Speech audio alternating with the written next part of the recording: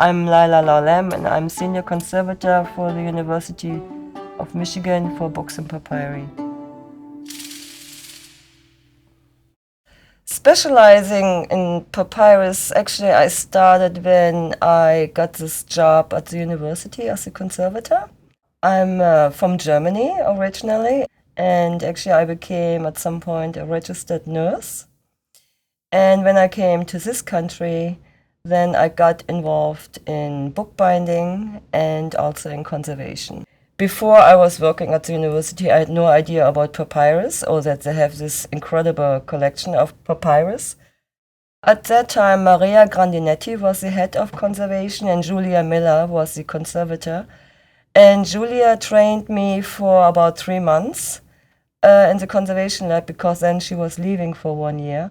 And so right away she said, you know, you're going to be the one stabilizing the collection. And also, you know, to make sure that these papyri are stabilized. That means that they're in acid-free folders, that they're in acid-free boxes, because all the papyri came to us in the 1930s, 20s, 30s.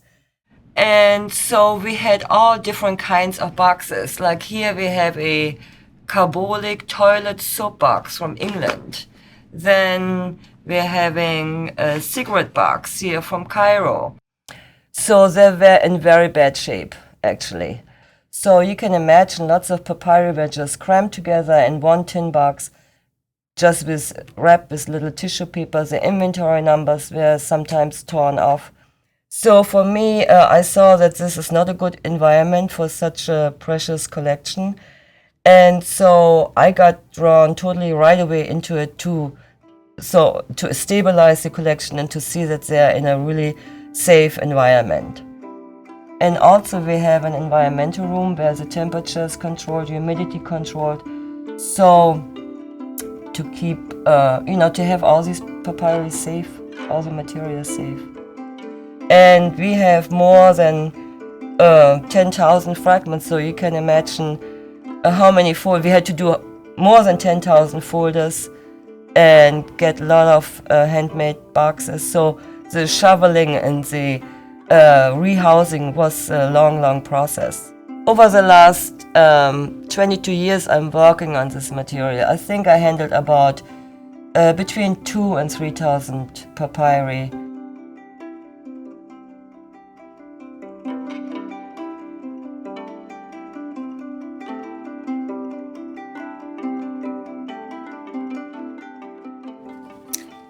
And here I'm showing a piece. Again, we're having these, you see this box and these pieces, and you see this little roll. This is so very special, this little roll, and there are not many rolls like this existing.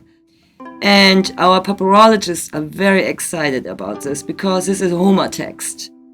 When the papyri came in the 30s, sometimes the dealer would cut a papyrus. They had a roll, they would cut it in 3-4 pieces. Different universities would send, money. They said, okay, one piece goes to London, one goes to Vienna, to Berlin, to Michigan. And here I'm showing you that this used to be a roll and it was cut apart. And you can see the text right there. With the digitizing project right now, what is really cool is that we can bring papyri together that were separated, and sometimes text from the middle part, from the end part, so we really can make a papyrus complete again with images also from other places.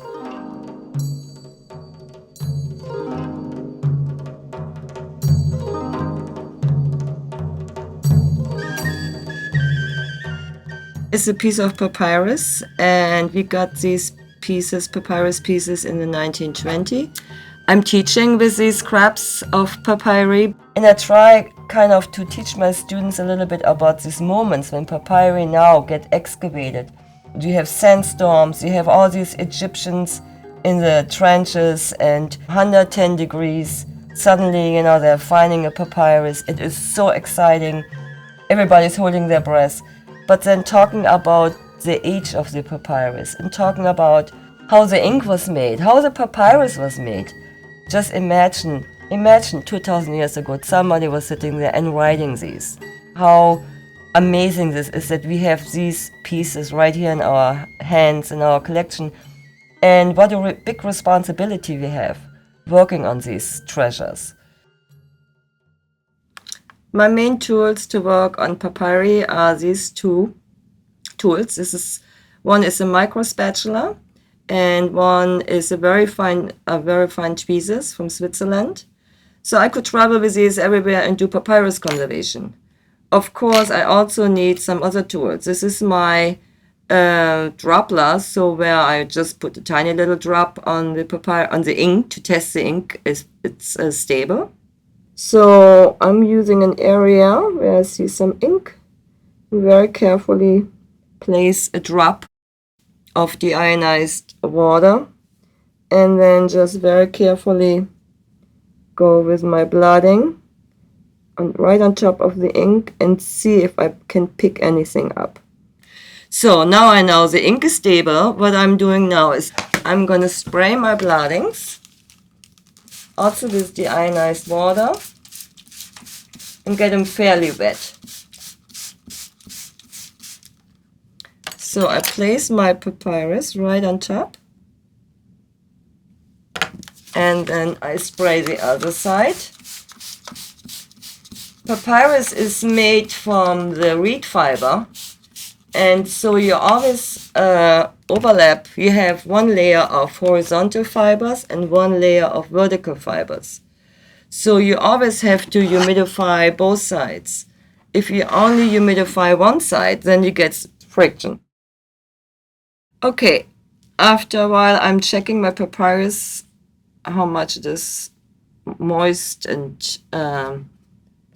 humidified, and very carefully I'm rolling my blotting off. Set that aside. So my fibers are soft enough that they're not breaking. Also the fibers are telling me in a way they like to go, or which way they belong, because just like paper, papyrus has also a memory.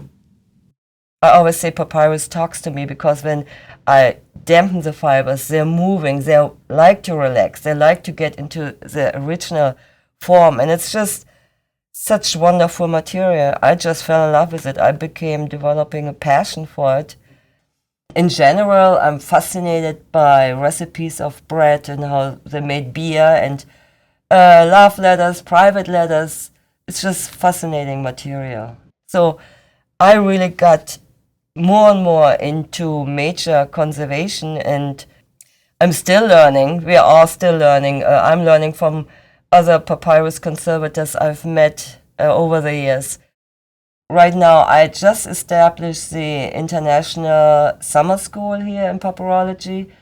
All the students are affiliated with very important papyrus collections. So this is going to be very exciting. I like to train people, and then these people go out into the world, train other people. So it's like a snowball effect. That's my goal, actually. Also, I'm using different brushes. I'm using a water brush to moisten the edges of the papyrus when it's folded. This small little brush, I'm manipulating tiny fibers. I'm also using this small brush to work with mesocellulose. And then I have some of these have cut up bristles, and I use them to loosen up dirt and clean the surface of the papyri, because most they have been, in the desert sand for 2,000, 3,000 years, etc. So I'm using these tiny little brushes. Also, I'm using very small pieces of Japanese paper that's coated with sodium CMC to anchor fragments if they are detached.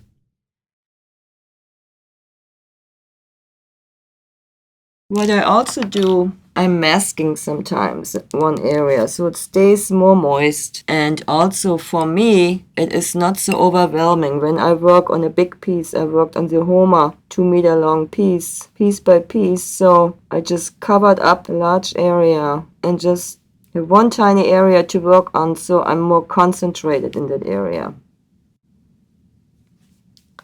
And also I'm working with mesocellulose. and just get most of it. This is also my reservoir, my fingernail right here. So I'm very close to the piece itself. You can just go underneath and just apply a tiny, tiny amount and just tap it down with my finger. The other time I was working on this small papyri from one of these boxes, and we had Nikos Litinas working here. He's a papyrologist, and he just looked at the text. It was ancient Greek, and he discovered it was a biblical text. So it was very small, like 2 centimeter by 2 centimeter. And that was really an eye-opener, not to just ignore and say, oh, these are just scraps. We can have a Homer text, just a scrap of it. We can have biblical text or different, very important text. So I always point this out to my students, but also to be very, patient, very careful, very, have a great respect. Because if I lose a small fiber with a small trace of ink, that's gone and cannot be, duplicated. So these pieces also are 2,000 years old, 3,000 years old. In Copenhagen, I worked on Egyptian papyrus. They were 5,000 years old.